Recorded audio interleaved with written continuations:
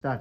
नमस्कार विद्यार्थी मित्रांनो, स्वागत आहे तुमचं पुन्हा एकदा आपल्या चॅनलवर. विषय वर्दीचा अभ्यास करताय ना, पेपरला मार्क येत आहे ना, पाठ होतोय ना व्यवस्थित. हा चला तर सुरू करूया आपला पुढचा भाग सुरू करण्या अगोदर मला मागची पार्श्वभूमी सांगशाल का?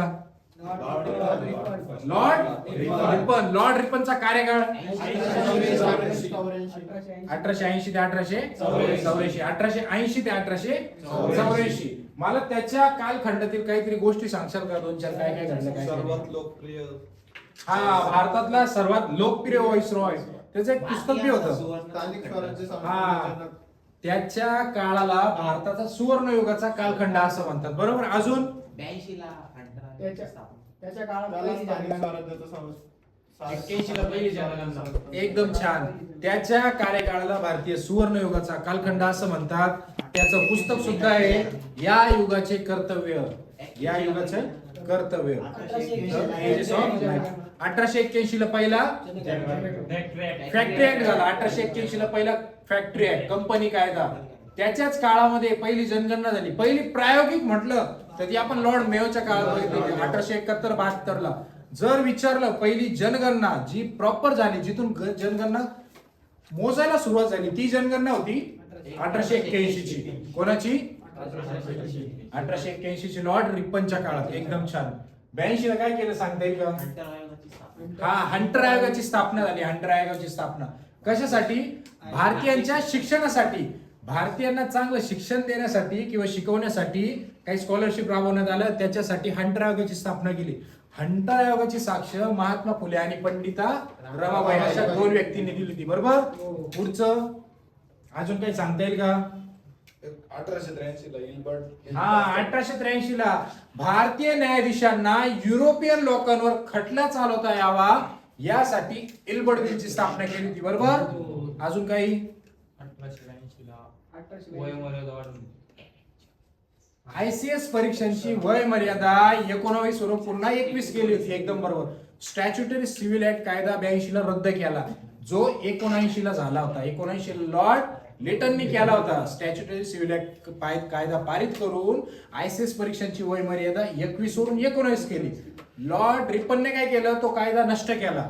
82 ला तो कायदा नष्ट केला आणि ICS परीक्षांची वय मर्यादा पुन्हा 19 वरून 21 केली, जेणेकरून जास्तीत जास्त भारतीय लोकांना परीक्षा देता येतील, ICS परीक्षा देता येतील आणि जास्तीत जास्त पद मिळवता येईल, बरोबर.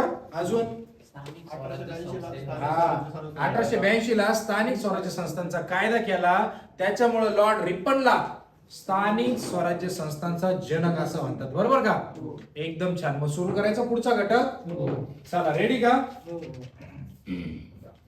बघूया आपला पुढचा व्हॉइसरॉय. पुढचा व्हॉइसरॉय आपला 23 नंबरचा लॉर्ड डफरिन. कोण? Lord Dufferin. लॉर्ड डफरिनचा कार्यकाळ आहे 1884 ते 1888, अवघ्या 4 वर्षासाठी. जर तुम्हाला व्हॉइसरॉयचा कार्यकाळ विचारला ना का, भारतामध्ये व्हॉइसरॉयला किती वर्ष काम दिलं जात होतं, तर साधारण त्याचा कार्यकाळ होता 5 वर्षाचा. व्हॉइसरॉयचा कार्यकाळ किती वर्षांचा होता? व्हॉइसरॉयचा कार्यकाळ 5 वर्षांचा होता, बरोबर. तर डफरिन होते 4 वर्षासाठी. किती वर्षासाठी? 4 वर्षासाठी लॉर्ड डफरिन भारतामध्ये कार्यरत होते. लॉर्ड डफरिनचं मूळ नाव विचारलं तर फेडरिक टेम्पल हॅमिल्टन. काय नाव आहे? हा, लॉर्ड डफरिनचं मूळ नाव आहे फेडरिक टेम्पल हॅमिल्टन. एकदम छान. त्याचं मूळ नाव काय आहे? Frederick Temple Hamilton. यांच्याच काळामध्ये सगळ्यात महत्वाची पहिली घटना, मद्रास महाजन सभेची स्थापना झाली होती. काय झालं होतं? कधीची? जेवढा काही कार्यकाळ आहे किंवा त्याच्यामध्ये घडलेल्या गोष्टी ह्या आपण क्रमाने लिहून घेतलेल्या आहे, बरोबर. 84 ला कार्यरत झाले ना, आपण लगेच 84 ला त्यांच्या काळातली पहिली घटना बघितली. काय? 1884 ला मद्रास महाजन सभेची स्थापना केली. कुठं? मद्रास मध्ये झाली स्थापना. कुठं झाली? मद्रास मध्ये झाली. कधी झाली? 16 मे 1884. स्थापना कधी झाली? 16 मे 1884 ला मद्रास मध्ये मद्रास महाजन सभेची स्थापना झाली. स्थापना करण्यासाठी 3 लोकांचं महत्व आहे, बरं का. गोपाळ स्वामी अय्यंगर, PR नायडू आणि MV राघवाचार्य. किती लोक आहेत स्थापना करण्यामध्ये? कोणते?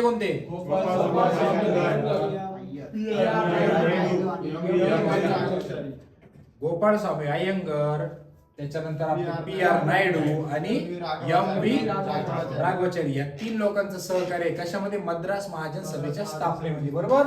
पुढचं आहे 1885. 1885 ला बॉम्बे प्रेसिडेन्सी असोसिएशन. काय? Bombay presidency association. Bombay presidency association कोणी स्थापन केली? फिरोजशाह मेहता. काय स्थापन केली? बॉम्बे प्रेसिडेन्सी असोसिएशन स्थापना झाली 31 जानेवारी 1885 ला. कधी झाली? 31 जानेवारी 1885 ला कसली स्थापना झाली? Bombay presidency association. कुठे झाली स्थापना? मुंबईला झाली. साहजिक आहे, मुंबईलाच झाली. संस्थापक कोण कोण होते? फिरोजशाह मेहता. फिरोजशाह मेहतांना काय म्हणता सांगते का रे? मुंबईचा सिंह. मुंबईचा सिंह फिरोजशाह मेहतांना काय म्हणता? मुंबईचा सिंह. मला सांगा रे, केटी तेलंग कुठं काय ऐकले का? केटी तेलंग बद्दल काही सांगता येईल का? न्यायमूर्ती रानडेंचे गुरु. एकदम छान. केटी तेलंग आहे ना, जे महात्मा गांधी ना, महात्मा गांधीजींचे राजकीय गुरु गोपाळ कृष्ण गोखले. कोण? गोपाळ कृष्ण गोखले. गोपाळ कृष्ण गोखलेंचे राजकीय गुरु न्यायमूर्ती रानडे. कोण? आणि न्यायमूर्ती रानडेंचे राजकीय गुरु केटी तेलंग. कोण? केटी तेलंग. तर ह्या तिघांचा बद्रुद्दीन तय्यबजी बद्दल सांगते का? बद्रुद्दीन तय्यबजी हे राष्ट्रीय काँग्रेसच्या 3ऱ्या अधिवेशनाचे अध्यक्ष होते, जे मद्रासमध्ये झालं ना 87 ला. आपण पुढे बघणारच आहे, आता थोड्या वेळाने आपण येणारच आहे त्या घटकावर. तर ह्या 3 लोकांचा फिरोजशाह मेहता, केटी तेलंग आणि बद्रुद्दीन तय्यबजी यांचा बॉम्बे प्रेसिडेन्सी असोसिएशनच्या स्थापनेमध्ये सहभाग होता, जी स्थापन झाली कधी? 31 जानेवारी 1885 ला. बरोबर. पुढचं आहे 1885 लाच काय झालं? Bengal tenancy act. Bengal tenancy कायदा काय झाला? बंगाल टेनन्सी कायदा शेतकऱ्यांच्या हक्काचे संरक्षण करण्यासाठी. कशासाठी?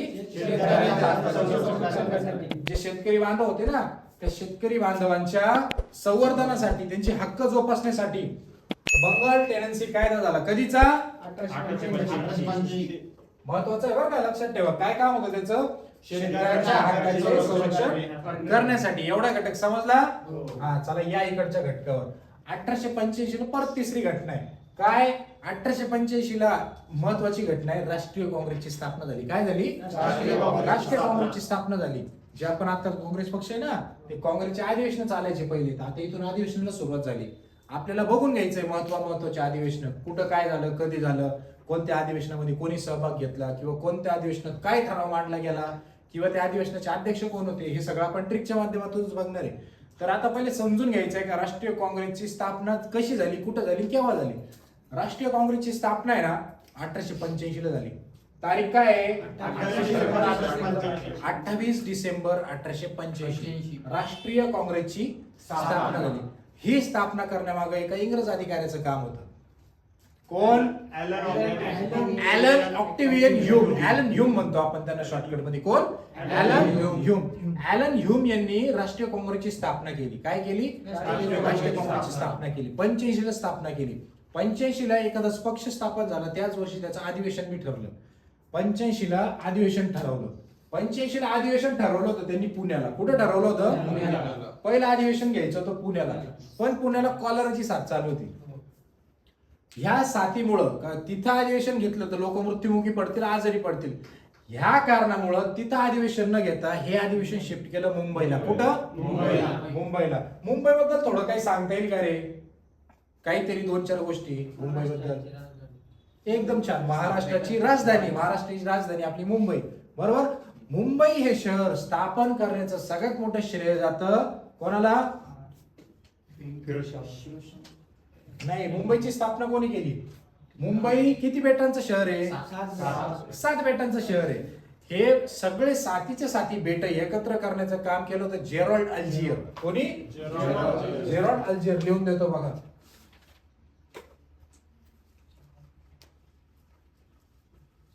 जेरॉल्ड अल्जियर.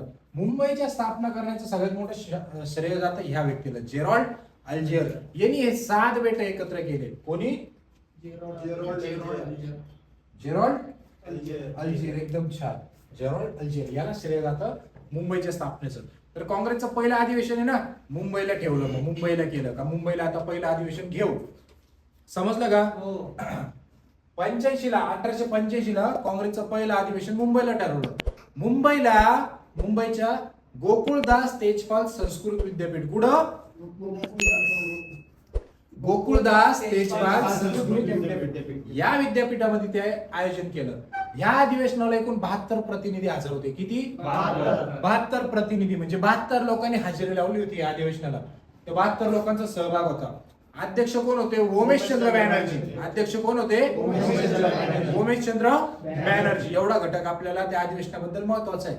का अधिवेशन पहिले पुण्याला होणार होतं पण पुण्याला अशा रोगांची साथ असल्यामुळं ते अधिवेशन मुंबईला हलवलं. मुंबईच्या कोणत्या कॉलेजला? गोकुळदास तेजपाल संस्कृत विद्यापीठ या विद्यापीठामध्ये ते अधिवेशन भरवलं आणि तिथे एकूण 72 लोकांनी प्रतिनिधित्व जाहीर केलं होतं. म्हणजे हजर होते त्या कार्यक्रमाला. या अधिवेशनाला 72 लोक हजर होते. समजलं का? अध्यक्ष कोण होते? उमेशचंद्र बॅनर्जी. एकदम छान. त्याच्याच पुढच्या वर्षी दुसरं अधिवेशन झालं. काँग्रेसचं दुसरं अधिवेशन 1886 ला कलकत्त्याला झालं. दुसरं अधिवेशन कुठं झालं? कलकत्त्याला झालं. त्याचे अध्यक्ष होते दादाभाई नौरोजी. कोण होते? दादाभाई नौरोजी. दादाभाई नौरोजी बद्दल 2-3 गोष्टी सांगता येईल का? त्यांना grand old man of India असं म्हणतात. Grand old man of India. कोणाला? दादाभाई नौरोजीला. एकदम छान. काय म्हणतात त्यांना? Grand old man of India. त्यातल्या त्यात भारतीय राष्ट्रवादाचे जनक सुद्धा म्हणतात. अर्थशास्त्राचं त्यांना चांगलं नॉलेज होतं. कोणाला? दादाभाई नौरोजीला. त्याच्याच नुसार त्यांनी ड्रेन थेअरी, लुटीचा सिद्धांत हा एक थेअरी मांडली होती. काय केलं होतं? लुटीचा सिद्धांत, ड्रेन थेअरी ही थेअरी मांडली होती. कोणी? दादाभाई नौरोजींनी. काय काय म्हणतात त्यांना? भारतीय राष्ट्रवादाचे जनक तसेच grand old man of India. त्याचा जन्म कधी सांगता येईल का रे? 4 सप्टेंबर 1825 ला. 4 सप्टेंबर 1825 ला त्यांचा जन्म आहे. बरोबर. जे दुसरं अधिवेशन झालं ना कलकत्ता अधिवेशन, ह्या कलकत्ता अधिवेशनाला होते एकूण 434 लोक. किती लोक होते? 434. म्हणजे क्रेज वाढत गेला आता काँग्रेसचं. पहिल्या अधिवेशनाला 72 लोक आले. दुसऱ्या अधिवेशनाला किती आले? 434. म्हणजे पहिल्या अधिवेशनापेक्षा दुसऱ्या अधिवेशनाला पसंती दर्शवली. आता क्रेज वाढत गेलं. जसं आपल्या चॅनलचं क्रेज वाढतंय आता हळूहळू आपले फॉलोअर किंवा सबस्क्रायबर वाढत चाललेले. तसंच पहिल्या अधिवेशनाला 72 लोक होते. आता 434 आहे. बरोबर. 434 सदस्य दुसऱ्या अधिवेशनाला उपस्थित होते. त्याचबरोबर 1886 ला एक एचिन्सन आयोग नेमला गेला होता. काय? कोणता आयोग? एचिन्सन आयोग. अध्यक्ष कोण होते? कोण होते?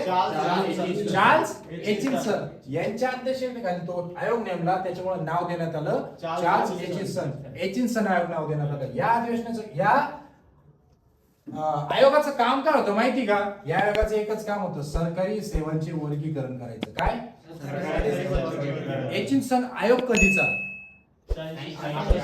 1886 चा. या आयोगाचं काम काय? सरकारी सेवांचे वर्गीकरण करायचं काम. काय होतं? सरकारी सेवेचे वर्गीकरण करायचं काम होतं. बरोबर. 1886 चं आपण अधिवेशन बघितलं. त्याच्यानंतर आता आपल्याला बघायचं 1887 चं अधिवेशन. 1887 चं अधिवेशन झालं होतं मद्रासमध्ये. आता सध्याचं आपलं चेन्नई. तेव्हा मद्रास म्हणायचे पण आता काय म्हणतात? आता चेन्नई म्हणतात. जे 1887 ला जे अधिवेशन झालं होतं ना, हे अधिवेशन झालं होतं मद्रासमध्ये, सध्याचं चेन्नई.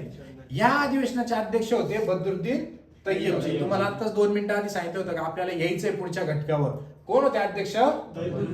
बद्रुद्दीन तय्यबजी. काँग्रेसच्या 3ऱ्या अधिवेशनाचे अध्यक्ष होते. 1887 ला झालं. पहिलं अधिवेशन झालं होतं 85 ला मुंबईला.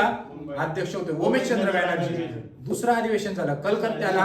अध्यक्ष होते दादाभाई नौरोजी. 3रं अधिवेशन झालं मद्रासला. अध्यक्ष होते बद्रुद्दीन तय्यबजी. असे 3 क्रम बघितले आपण. बरोबर. 87 ला अधिवेशन झालं मद्रासला. अध्यक्ष बद्रुद्दीन तय्यबजी. काँग्रेसच्या अधिवेशनाचे अध्यक्षस्थान भूषवणारे पहिले मुस्लिम व्यक्ती कोण? बद्रुद्दीन तय्यबजी. 1887 ला परत एक दुसरी घटना घडली. 1887 ला जी इंग्लंडची राणी होती ना, आता तुम्हाला माहिती आहे पहिले इंग्रजांचं राज्य होतं, पण इंग्रज कोणाला कार्यरत होते? इंग्लंडच्या राणीला जबाबदार होते. इंग्लंडची राणी इंग्लंडमध्ये बसून भारतावर राज्य करत होती, बरोबर. तर त्या इंग्लंडच्या राणीला, राणी विक्टोरियाला पदावर बसून 50 वर्ष पूर्ण झाले होते. कधी?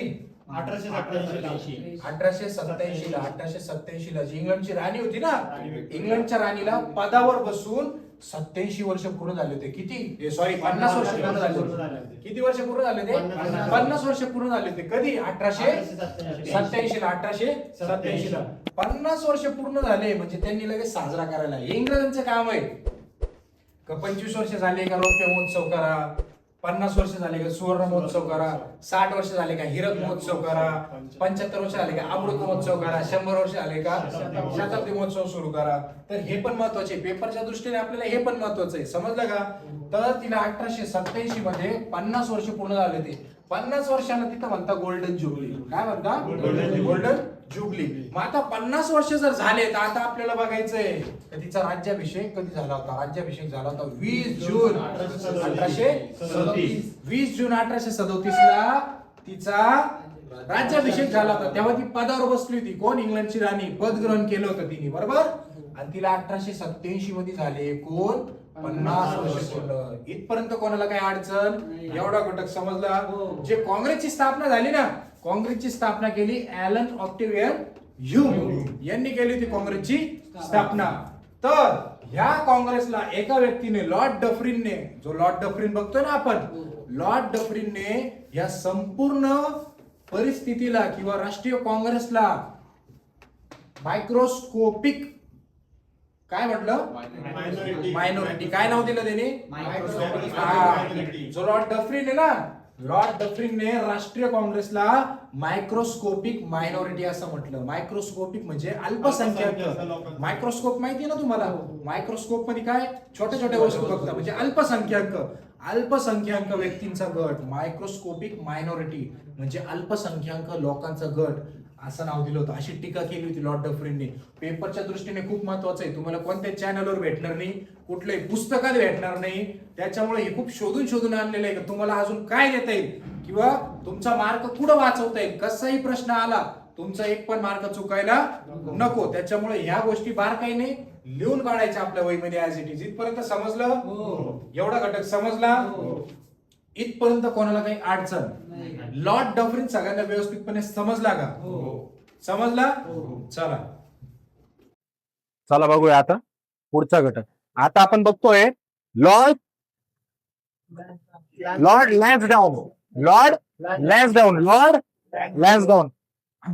लॅन्सडाऊनचा कार्यकाळ 1888 ते 1894. लॉर्ड लॅन्सडाऊनचा कार्यकाळ काय आहे? 1888 ते 1894. 6 वर्षासाठी आला होता. किती वर्षासाठी? 6 वर्षासाठी कार्यरत होता. तर आता त्याच्या काळामध्ये झालेल्या घटना आपल्याला एकदम क्रमाने बघून घ्यायच्या आहे. कशा? एकदम सविस्तर क्रमाने बघायचं का त्याच्या घटनेमध्ये नेमकं काय काय झालं. तर सगळ्यात पहिले बघायचं आपल्याला 1888 ला काँग्रेसचं अधिवेशन. सगळ्यात पहिले बघितलं आपण काँग्रेसची स्थापना. काँग्रेसची स्थापना झाली 85 ला. 1885 ला काँग्रेसचं पहिलं अधिवेशन झालं मुंबईला. 1885 ला मुंबईला. अध्यक्ष होते ओमेशचंद्र बॅनर्जी. कोण होते? ओमेशचंद्र बॅनर्जी. 86 ला दुसरं अधिवेशन झालं कलकत्त्याला. अध्यक्ष होते दादाभाई नौरोजी. अध्यक्ष कोण होते? दादाभाई नौरोजी. 87 ला झालं काँग्रेसचं तिसरं अधिवेशन मद्रासला. अध्यक्ष बद्रुद्दीन तय्यबजी. आता हे काँग्रेसचं चौथं अधिवेशन झालं 1888 ला. चौथ्या वर्षी 1888 ला. कुठं झालं? अलाहाबादला झालं. कुठं झालं? अलाहाबादला झालं चौथं अधिवेशन. याचे अध्यक्ष होते जॉर्ज ह्यूल. काँग्रेसच्या अधिवेशनाचे अध्यक्ष स्थान भूषवणारे पहिले इंग्रज व्यक्ती, पहिले इंग्रज अधिकारी कोण आहे? अध्यक्ष स्थान भूषवणारे पहिले इंग्रज अधिकारी कोण? जॉर्ज ह्यूल. त्याच्याच पुढच्या वर्षी 1889 ला. कधी? 1889 ला काँग्रेसचं 5वं अधिवेशन. कुठं झालं? परत मुंबईमध्ये झालं. कुठं झालं? परत मुंबईमध्ये झालं 5वं अधिवेशन. 5व्या अधिवेशनाचे अध्यक्ष sir William Wedderburn. Sir William Wedderburn. Mike चालू आहे का? आवाज येतोय का पण त्याचा? 1888 ला काँग्रेसचं अधिवेशन, 5वं अधिवेशन. 1889 ला 5वं अधिवेशन झालं मुंबईला. 1889 ला काँग्रेसचं 5वं अधिवेशन झालं परत मुंबईला. अध्यक्ष सर विल्यम वेंडरबन. कोण? Sir William Wedderburn. काँग्रेसच्या अधिवेशनाचे अध्यक्षस्थान भूषवणारे दुसरे इंग्रज अधिकारी कोण? William Wedderburn. जर पहिलं विचारलं, पहिलं माहिती आपल्याला कोण? George Yule. दुसरे व्यक्ती कोण आहे? William Wedderburn. जे दुसरं अधिवेशन झालं ना, या अधिवेशनामध्ये मताधिकार, काय मताधिकार आणि प्रशासकीय सुधारणांवर भर देण्यात आली. मताधिकार आणि प्रशासकीय सुधारणांवर भर देण्यात आली. कितव्या अधिवेशनाने? 5व्या अधिवेशनाने. 1889चं 5वं अधिवेशन जे झालं मुंबईमध्ये. अध्यक्ष होते विल्यम वेंडरबन, सर विल्यम वेंडरबन. परत आता 1890, त्याच्याच पुढच्या वर्षी 1890 ला काँग्रेसचं अधिवेशन झालं कलकत्त्याला. हे अधिवेशन पेपरच्या दृष्टीने महत्वाचं आहे. 1890चं जे अधिवेशन झालं, या अधिवेशनाचे अध्यक्ष होते फिरोजशाह मेहता. कोण? फिरोजशाह मेहता, ज्याला मुंबईचा वाघ म्हणता, मुंबईचा सिंह म्हणता, फिरोजशाह मेहता. बरोबर. फिरोजशाह मेहता 1890च्या अधिवेशनाचे अध्यक्ष. अधिवेशन कुठे झालं होतं? कलकत्त्याला. कलकत्त्याला, आताच आपलं कोलकाता. कलकत्त्याला अधिवेशन झालं. ह्या अधिवेशनाचं महत्वाचं कार्य म्हणजे ह्या अधिवेशनात कादंबिनी गांगुली यांचं संभाषण झालं होतं. कोण? कादंबिनी गांगुली. तर कादंबिनी गांगुली या कोण होत्या? या भारतातील वैदिक शास्त्रातील पहिल्या कार्यरत महिला डॉक्टर होत्या. कोण होत्या? पहिल्या कार्यरत म्हणजे प्रशिक्षित शिक्षण घेणाऱ्या पहिल्या महिला डॉक्टर कोण होत्या? कादंबिनी गांगुली. 1890च्या अधिवेशनामध्ये त्यांनी पहिल्यांदा भाषण केलं. अध्यक्ष कोण होते? फिरोजशाह मेहता. हे अधिवेशन कशासाठी होतं? तर हे अधिवेशन होतं ICS परीक्षांमध्ये भारतीयांना संधी देण्यासाठी. कोणाला?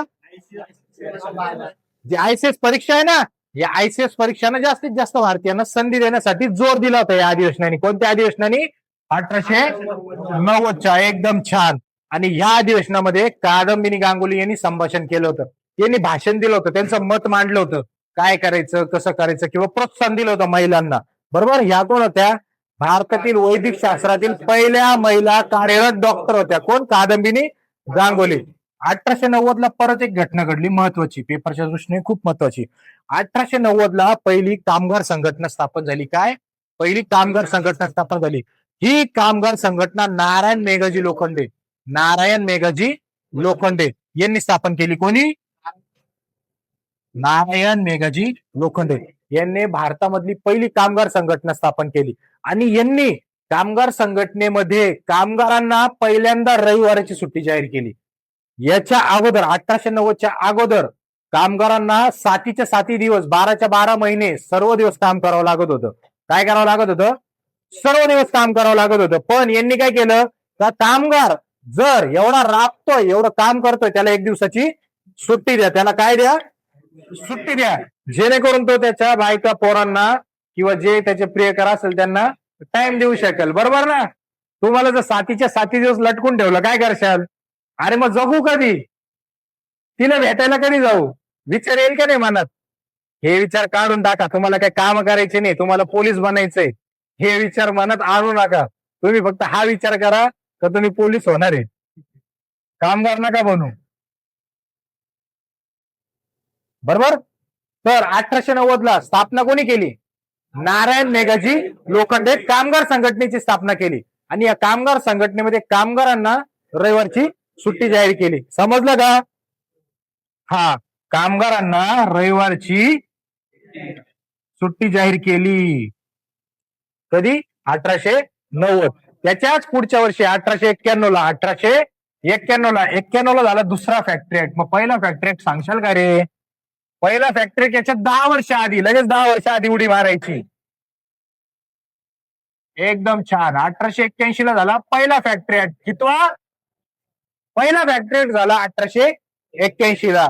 त्याच्याच 10 वर्षांनी दुसरा फॅक्टरी ऍक्ट झाला 1891 ला. समजला का? 1892 ला काय झाला? दुसरा काउन्सिल ऍक्ट झाला. मग पहिला काउन्सिल ऍक्ट सांगशाल का? पहिला काउन्सिल ऍक्ट झाला 1861 चा. एकदम छान. पहिला काउन्सिल ऍक्ट. पहिला काउन्सिल कायदा किंवा ऍक्ट. समजला का? पहिला झाला 61 ला, दुसरा झाला 92 ला. काय? काउन्सिल कायदा. दोघं बी महत्वाचे आहे बरं का. पहिला कंपनी कायदा झाला 1881 ला, त्याच्याच 10 वर्षांनी दुसरा कंपनी कायदा 1891 ला. आणि 1861 झाला पहिला काउन्सिल ऍक्ट आणि त्याच्याच नंतर 1892 ला दुसरा काउन्सिल ऍक्ट. क्लिअर झालं? हा, एकदम छान. पुढचा घटक 1892 मध्ये भारत आणि अफगाण सीमा ठरली. खरं तर ही सीमा ड्युरंट कमिशन होती, भारतासाठी नसून ती भारत, अफगाणिस्तान, पाकिस्तान, भारताचा खूप कमी भाग, पण महत्वाची म्हणजे पाकिस्तान आणि अफगाणिस्तान या दोघांसाठी होती. कोणती रेषा? ड्युरंट रेषा. ड्युरंट नावाचा एक व्यक्ती होता, इंग्रज अधिकारी. त्यांनी काय केलं? 1892 ला ही सीमा रेषा आखली. पाकिस्तान आणि अफगाणिस्तान. किती किलोमीटरची रे? तर 2640, 2640 किलोमीटरची रेषा होती. कोणाकोणासाठी? भारत, अफगाणिस्तान आणि पाकिस्तान या तिघांचा समावेश होता. ह्या कराराला संमती, याला संमती कधी भेटली? त्याच्या पुढच्या वर्षी 1893 ला. रेषा कधी आखली? 1892 ला. आणि संमती त्याच्या पुढच्या वर्षी कधी? 1893 ला. बरोबर. कोणी केली? सर ड्युरंट. सर ड्युरंट रेषा. सर ड्युरंट यांच्या नावावरून त्याला ड्युरंट रेषा नाव देण्यात आलेले. बरोबर. ह्यावेळी अफगाणिस्तानचा जो अमीर होता, म्हणजे अफगाणिस्तानचा नवाब होता, कोण? अब्दुल रहमान खान. मग अफगाणिस्तान बद्दल काही सांगता येईल का? सांगा पटकन. हा, अफगाणिस्तानला भारताची सगळ्यात कमी सीमा लागलेली आहे. 108 किलोमीटर किंवा 0.70%. 108 किलोमीटर किंवा 106 किलोमीटर. बरोबर. दोन ऑप्शन देतात पुस्तकामध्ये. कुठं कुठे 106 दिले, कुठं कुठे 108 दिलेले. सगळ्यात कमी सीमा लागलेली आहे अफगाणिस्तानला. अफगाणिस्तानची राजधानी काबूल. एकदम छान. तर आता पुढचं बघायचंय आपल्याला. 1892 ला संमती वयाचा कायदा झाला. हा महत्वाचा आहे. संमती वयाचा कायदा म्हणजे पूर्वी लग्नाचं वय खूप क्षुल्लक होतं, खूप कमी होतं. 7व्या-8व्या वर्षी लग्न करून टाकायचे. काय करायचे? 7व्या-8व्या वर्षी लग्न करून टाकायचे. आज आपण पाहतो 27, 28, 30 वय होऊन जातं तरी लग्न होत नाही. का? कारण आज परिस्थिती तशी आहे. आजच्या पोरीच्या बापाला काय पाहिजे? पोराकडे गाडी पाहिजे, नोकरी पाहिजे आणि त्याचं स्वतःचं घर पाहिजे. बरोबर. जरी पोरीच्या बापाकडे स्वतःचं घर नसलं, स्वतःची गाडी नसली, तरी पोरीच्या बापाला काय पाहिजे? पोरगा चांगल्या नोकरीला पाहिजे, पोराकडे गाडी पाहिजे आणि त्यातल्या त्यात पोराकडे सरकारी नोकरी पाहिजे. मग आता तुम्हाला माहितीये सरकारी नोकरीचं कॉम्पिटिशन किती आहे, नोकऱ्या लवकर भेटती नाही. बरोबर ना. मग पूर्वीच्या काळी काय करायचे? पूर्वीच्या काळी हा काही झंझट नव्हता. पूर्वीच्या काळी लहान वयातच लग्न लावून द्यायचे. त्यांची प्रथा होती लहानपणापासून. काय करायचे? का मुलगा 8-9 वर्षाचा, मुलगी 7-8 वर्षाची लग्न लावून टाकायचे. बालविवाह आपल्या भाषेत बालविवाह. तर हे करायचे. या गोष्टीमुळे काय व्हायचं? का लहान वयात लग्न लावल्यामुळं त्यांना काही लैंगिक अडचणी यायच्या, काय अडचणी यायच्या. तर त्याच्यामुळं काय झालं? एक फुलमती नावाची मुलगी होती 11 वर्षाची. ती या लैंगिक अत्याचारामुळे मरण पावली होती. अशा लैंगिक तिचं लहानपणात लग्न लावून दिलं आणि ती 11व्या वर्षी निधन पावली ह्या गोष्टीमुळे. का बालविवाह केला होता. तर ह्या गोष्टीमुळं पुढे चालून अजून अशा घटना घडू नये त्याच्यामुळे काय केलं? का तुमचं जर बालवयामध्ये लग्न झालंय तर एखाद्यासोबत लैंगिक संबंध करताना तुम्हाला निदान 10 वर्षावरून 12 वर्ष थांबावं लागेल. का 10 वर्ष न ठेवता लैंगिक संबंधाचं वय 10 वर्ष न ठेवता 12व्या वर्षापासून लैंगिक संबंध आपल्या पार्टनर सोबत ठेवणं गरजेचं केलं त्यांनी. का 12 वर्षाच्या ऍटलिस्ट पुढं पाहिजे. समजलं का? तर याला म्हणतात संमती वयाचा कायदा. संमती वयाचा कायदा पास झाला 1892 ला. हा संमती वयाचा कायदा लहान मुलांसाठी किंवा बालविवाहासाठी, तेव्हा काय बालविवाहाला बंदी घातलेली नव्हती, आता बंदी घातलेली हे महत्वाचं आहे. तेव्हा बालविवाहाला बंदी नव्हती. तर हा कायदा केला मेहरामजी मलबारी. कोणी केला? मेहरामजी मलबारी. हा कायदा केला मेहरामजी मलबारी यांनी केला. हे महत्वाचं आहे आपल्याला. कधी केला? 1892 मध्ये केला. कधी केला? 1892. कोणी केला? मेहरामजी मलबारी. का लग्नानंतर लैंगिक संबंधासाठी किमान वय 10 नसून 12 वर्ष केलं. किती वर्ष केलं? 12 वर्ष केलं. हे महत्वाचं आहे आपल्यासाठी. बरोबर. त्याच्याच नंतर पुढच्या वर्षी 1893 ला लोकमान्य टिळकांनी गणेशोत्सवाची सुरुवात केली. लोकमान्य टिळक आहे ना, माहिती ना तुम्हाला लोकमान्य टिळक. लोकमान्य टिळकांनी काय केलं का हिंदू धर्माचे लोक एकत्र यावे, हिंदू धर्माचे लोक एकजुटीने एकत्र यावे, त्यांना एकत्र आणण्यासाठी गणेशोत्सव सुरू केला. गणेशोत्सव सुरू केला होता मुस्लिम बांधवांच्या मोहरम या सणाचा आढावा घेऊन. जे मुस्लिम बांधव आहे ना, त्यांच्यामध्ये जो मोहरम सण असतो ना, मोहरम सणाला सर्व मुस्लिम बांधव एकत्र येतात. त्या पार्श्वभूमीवर लोकमान्य टिळकांनी ठरवलं का हिंदू धर्मात सुद्धा अशी एखादी प्रथा पाहिजे, चांगली प्रथा पाहिजे, जेणेकरून बांधव एकत्र येत गेले पाहिजे. बरोबर. मग त्यासाठी त्यांनी ठरवलं तर आपण 1893 पासून गणेशोत्सव सुरू करू. तर लक्षात ठेवा की 1893 पासून गणेशोत्सवाला सुरुवात झाली. कधीपासून? 1893. स्थळ काय आहे? पुणे. स्थळ काय आहे? पुणे. पुण्यापासून 1893 ला गणेशोत्सवाला सुरुवात झाली. चला तर पुढचं बघूया. 1893 ला एक दुसरी घटना आहे. स्वामी विवेकानंद हे शिकागोच्या धर्म परिषदेमध्ये त्यांनी संभाषण केलं होतं. कोणी? स्वामी विवेकानंदांनी. 1893 ला स्वामी विवेकानंद हे शिकागो मध्ये गेले होते, शिकागो परिषदेसाठी. बरोबर ना? शिकागो परिषदेला गेले होते. अमेरिकेमधील शिकागो येथे धर्म परिषद, धर्म संसद, पार्लमेंट ऑफ रिलिजन. कुठं? Parliament of religion. इथं त्यांनी भाषण केलं होतं. कोणी? स्वामी विवेकानंद. स्वामी विवेकानंदांना, स्वामी विवेकानंद हे त्यांच्या महाराजांनी दिलं होतं, खेतडीचे महाराज. खेतडीचे महाराजांनी त्यांना, त्यांचं मूळ नाव नरेंद्र दत्त आहे. कोणाचं? स्वामी विवेकानंदांचं. स्वामी विवेकानंद हे या परिषदेला जाण्याआधी त्या मठामध्ये गेले होते खेतडीच्या महाराजांच्या. तर खेतडीच्या महाराजांनी त्यांना स्वामी विवेकानंद हे नाव दिलं. त्यांचा जन्मदिवस माहिती का तुम्हाला? त्यांचा जन्मदिवस लक्षात ठेवा, 11 जानेवारी. राष्ट्रीय युवक दिवस म्हणून साजरा केला जातो बरं का. आपल्यासाठी युवा दिवस 11 जानेवारी. त्यातल्या त्यात आपल्या राजमाता जिजाऊ, स्वराज्याच्या जननी राजमाता जिजाऊ यांचा सुद्धा जन्म 11 जानेवारीलाच आहे. सॉरी, 12 जानेवारी. 12 जानेवारी. 11 सांगितलं मी.